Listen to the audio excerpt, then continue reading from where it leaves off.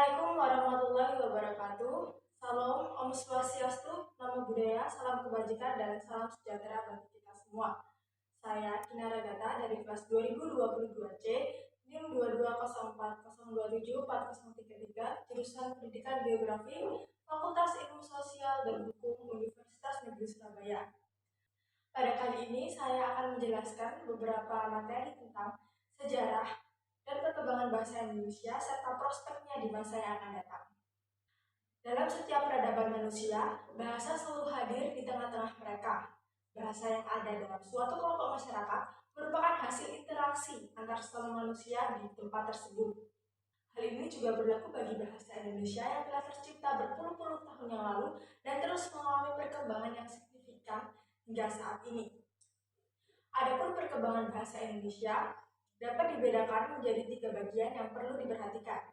Yang pertama, bahasa Indonesia sebagai bahasa pemersatu bangsa. Yang kedua, bahasa Indonesia sebagai bahasa resmi negara. Dan yang ketiga, bahasa Indonesia sebagai bahasa internasional.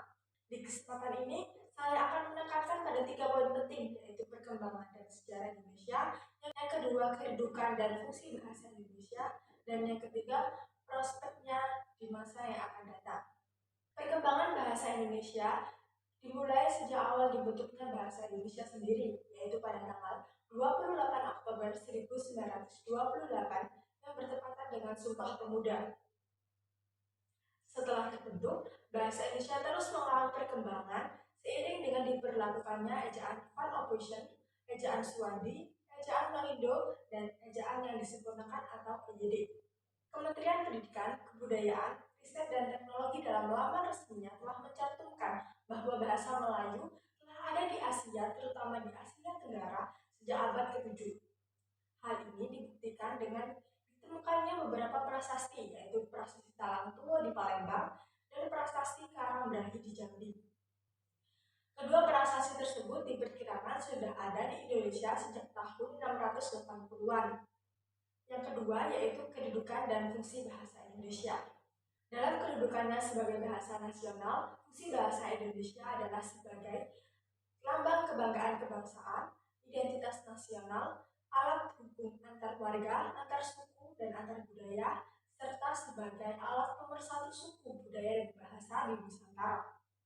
Dalam kedudukannya sebagai bahasa negara, fungsi bahasa Indonesia adalah sebagai bahasa resmi kenegaraan, bahasa pengantar pendidikan, alat penghubung tingkat nasional, serta sebagai alat pengembang kebudayaan, ilmu pengetahuan, dan teknologi.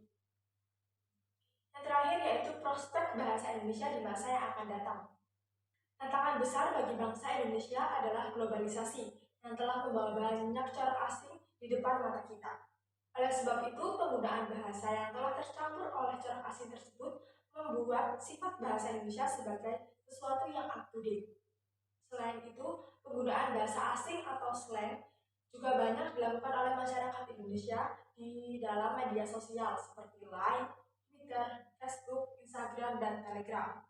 Misalnya kata kepo yang merupakan kepanjangan dari knowing every particular object. Biasanya kata ini ditujukan kepada seseorang yang serba ingin tahu. Penggunaan bahasa yang tidak beraturan tersebut disebabkan karena pengajaran bahasa Indonesia di sekolah yang berjalan dengan tidak cukup baik. Selain itu, tayangan-tayangan dari televisi yang sudah masuk ke pelosok-pelosok negeri juga membuat masyarakat menggunakan bahasa-bahasa asing tersebut. Ironisnya, hal seperti ini hanya didiamkan saja. Lembaga pemerintah yang berwenang dalam bidang bahasa, yaitu Pusat Bahasa, juga hanya merasa cukup dengan mengisi ruang bahasa di TVRI seminggu sekali selama 1 jam. Alangkah baiknya jika perkembangan bahasa Indonesia ini diikuti dengan pengajaran bahasa Indonesia yang baik dan benar, sehingga tetap terjaga untuk masa yang akan datang. Hal ini dapat diwujudkan dengan pembinaan dan pengembangan bahasa Indonesia yang sebaik-baiknya melalui dukungan dari pihak pemerintah maupun pihak luar dalam berbagai bentuk.